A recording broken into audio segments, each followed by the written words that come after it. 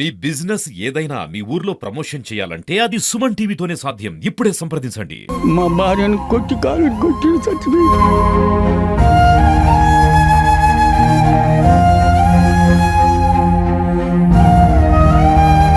చచ్చిపోతే రాలేవాడు. నమస్తే, welcome to Suman TV Warangal. నేను మీ స్వాతి బచ్చు.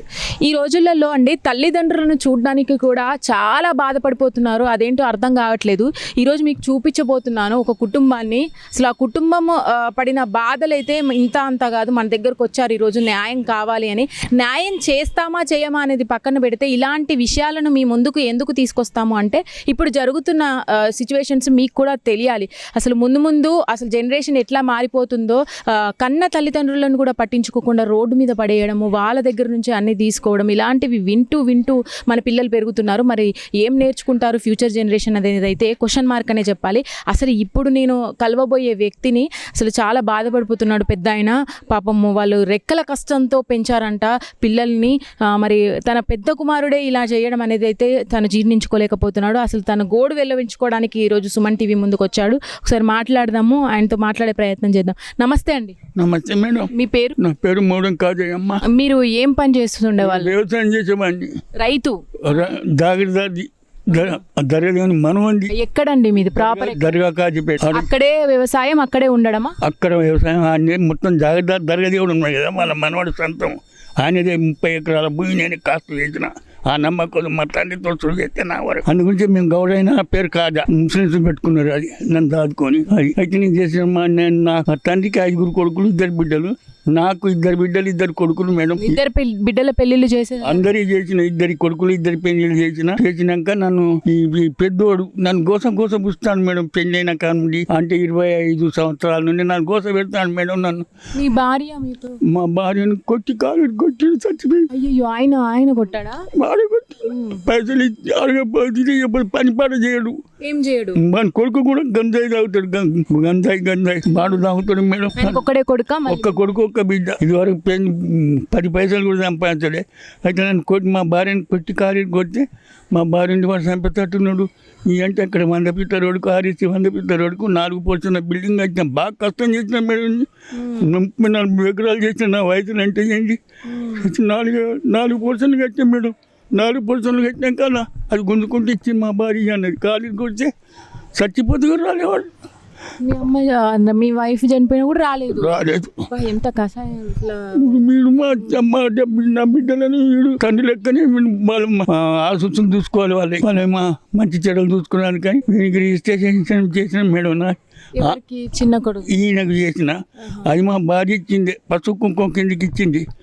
నా పెళ్ళప్పుడు వద్దు అన్ని అంటే కూడా నేను ఇస్తానని తెచ్చింది. మా భార్య మంచిది. 4 పోర్షన్లు కట్టిన. అక్కడ 4 పోర్షన్లు అది గుందుకు ఇచ్చింది. మా భార్య ఇయ్యాను. కాలు కొట్టి నువ్వు చంపుతాడు ఇవ్వ అంటే ఇచ్చిన మేడం. ఆ నుండి వచ్చినాక మా 2 పోర్షన్లు దిగారు కిరాయాడ. బాగా ఖర్చులు అయితే అని పెట్టుకున్నా అంటే తెల్లారు నేను చంపుతా బాగా నీకెళ్ళి కానీ గెలితే ఉరికొచ్చి ఉండి నేను తెల్లారు రాత్రి దొరకకపోతే గాంధీ కాడ నా మనవాడు దొరకబట్టి కొట్టి పొడిచి చేతితోటి పొడిచి రక్తాలు తీసి ఇంకా ఉన్నాయి. మీ బిడ్డ కొడుకునా? పెద్ద బిడ్డ కొడుకును. ఎవరు? మీ కొడుకే?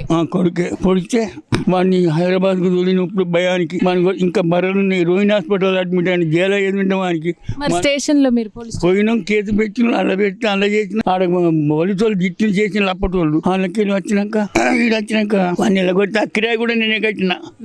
మళ్ళీ వచ్చినాక ఇది కట్టినాక నా మనవని పొడవగానే మన తిరిగి ఆడుకున్నా. మా తండ్రి లేదు. ఎంతో ఇట్లా చేసిన మా ఫ్యామిలీ ఫోటోలో ఒక్కడి కూడా కనబట్టి నన్ను దొరకబట్టి శిక్షించారన్న. అసలు వాడు దుర్మార్గుడు మేడం. మా బిడ్డను మళ్ళా మొన్నకు వచ్చింది మేడం. ఇవి అసలు ఎందుకు వస్తుంది గొడవ? ఎందుకు వస్తుంది? పైసలు కావాలి, అని డబ్బు కావాలి. నేను కట్టిన ఇల్లు కట్టిన. ఎక్కడి నుంచి వస్తుంది? నేను వ్యవసాయం చేసి బాగా కష్టం చేసినారు కరెక్టే. ఇప్పుడు ఏమో పని చేయట్లేదు.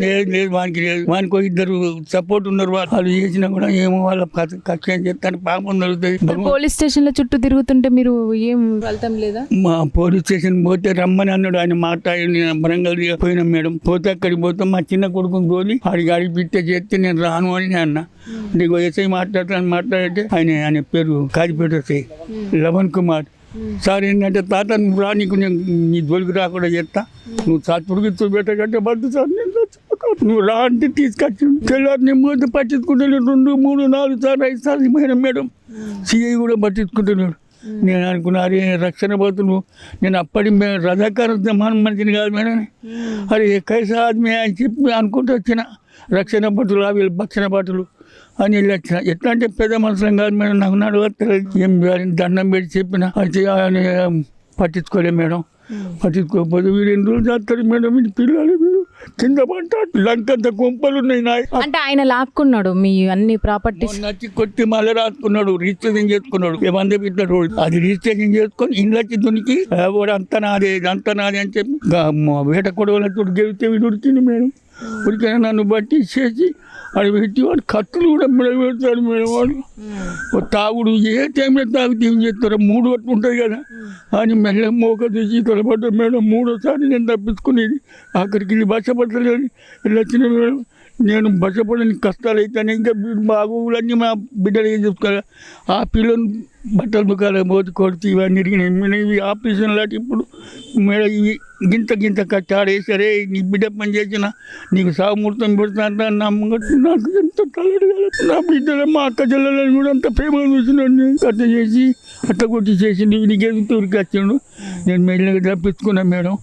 పెట్టుకొని అత్త అంటే ఉంగరాలు కొనుక్కున్నాను మేడం. 3 ఉంగరాలు ఇంకా నా ఫోటోలో కూడా చూడు వాళ్ళకి ఎరికే పోతే. అంటే రావడము ఆయనకు కావాల్సింది ఆయన తీసుకెళ్ళడం ఎదురు తిరిగితే మిమ్మల్ని కొట్టడం ఇంతే. ఇంకా బాగా డబ్బు కావాలి.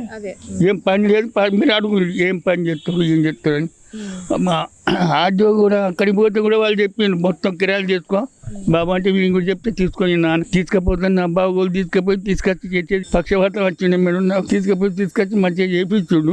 వాని పుట్టకోరు చెప్పించి కేసులు పెట్టుకొని కొట్టుడు కేసులతో వశపడక పెట్టిన సార్ అబద్ధంలా పెట్టి కూడా నేను భగవంతుని సార్ అని ఒప్పుకున్నప్పుడు కూడా నన్ను క్షమించు భగవంతు. కన్న బిడ్డల మీద మీకు కన్నపేగు గుర్తుకొస్తుంటే వారు ఆయనకు తల్లిదండ్రులు గుర్తు రావట్లేదు కదా. మీరంతా బాధపడుతున్నారు. కరెక్టే మేడం. మా తండ్రిని కూడా నేను అంత ప్రేమ చచ్చినాక కూడా ఇంకా కొన్ని రోజులు బాగున్నాను కూడా వేసినాను మేడం. నేను ఆ కథతోటి నేను వశపడకుండా నన్ను గోస పెట్టిన మేడం. నేను మొత్తం మీ అందరికి నేను నమ్మకం చేస్తాను మేడం. కొంచెం సిపి గారు కూడా నమ్మకం చేస్తే మీకు చెప్తా. మొత్తం కూడా కాజీపేట పోలీస్ స్టేషన్ లోనే ఉందా ఈ కేసు? అన్నీ ఉన్నాయి. ఏం న్యాయం కావాలి కరెక్ట్ గా ఒకసారి క్లారిటీగా చెప్పండి. మీడియా తరఫు నా భార్య ఏమైనా 10 పైసలు సంపాదించి నాకేమైనా కష్టం చేసి తీసుకోమని నాకు తెలియదు. నేను ప్రమాణం చేస్తామని వాని బిడ్డ పెళ్లికి 10 లక్షలు కావాలన్నట్టు ఇప్పుడు ఏదైనా అది కాగితాలు మా వీని పెరిగిన కాగితాలు వీని పేరు చెప్పి వాని భార్య పేరు చేయించాను మేడం. వద్దురా నీ పేరు అని అవి చేయించుకొని ఆ బిన్ను మా భార్య పేరు మీద ఉన్నది. ఇక అది పోతే ఇంకా మా భార్య పేరు మీద కొన్ని డాక్యుమెంట్ ఉన్నాయి మేడం. కొట్టి గొంతుకున్నాడు మేడం. వాని బామ్మ అది నేరెళ్ళ సీను మోడం చంద్రశేఖర్ మోడం సత్యచంద్ర మోడం దాని 2 పేర్లు కదా విమల దాని పేరు ముందు పేరు వాళ్ళు అయ్యవారి పెట్టింది ఒకటి. అది కొట్టి కొందుకున్నారు మేడం. నేను ఒకటి ఇట్లా తీసుకొని నేను ఎవరికైనా బాగుండదు. నేను చాలా మందికి నేను సత్య కాడికి కూడా పోయి ఇచ్చేది మేడం. అలా మా ఒక్కరు నిలిచబెడతాను మేడం. ఇప్పుడు మీకు ఏం న్యాయం కావాలని కోరుకుంటున్నారు? బాడీ ఉంటే నన్ను చంపుతాడు మేడం. నేను ఈ వారం 10 రోజులు కూడా చస్తా కావచ్చు. నేను చచ్చిపోతే నన్ను ఎక్కడే పోయి పడనిస్తారు చెప్ప మేడం. మన తెలుగు సాంప్రదాయం ఉన్నది.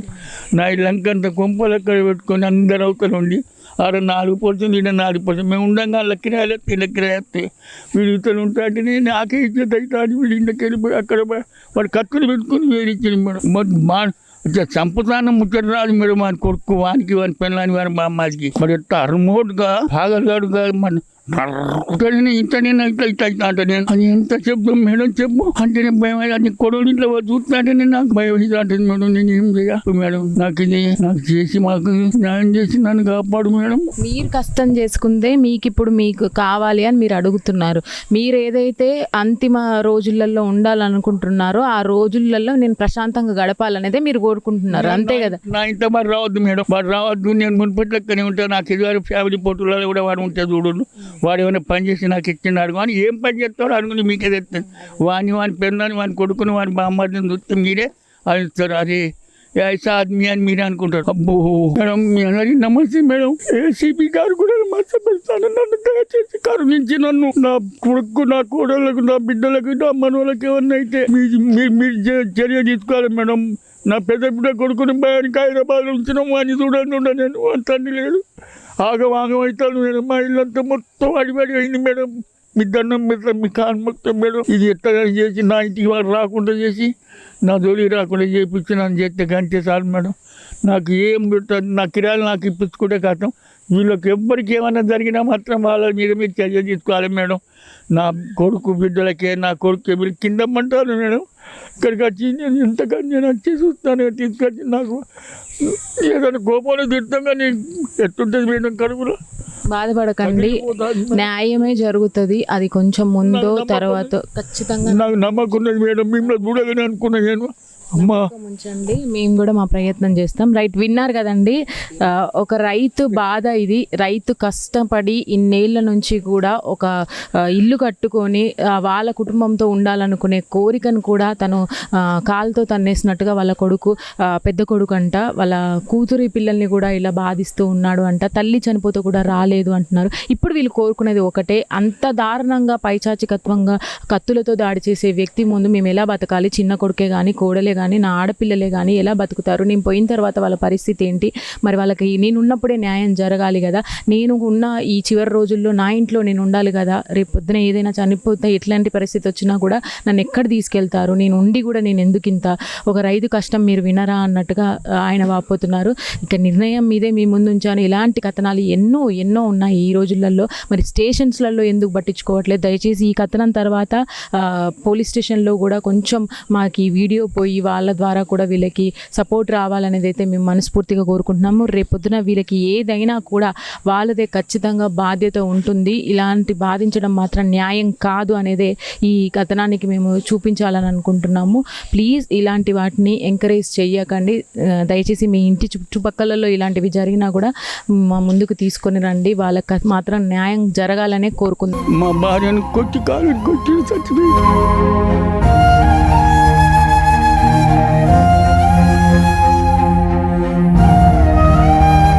చచ్చిపోతే రాలేవాడు.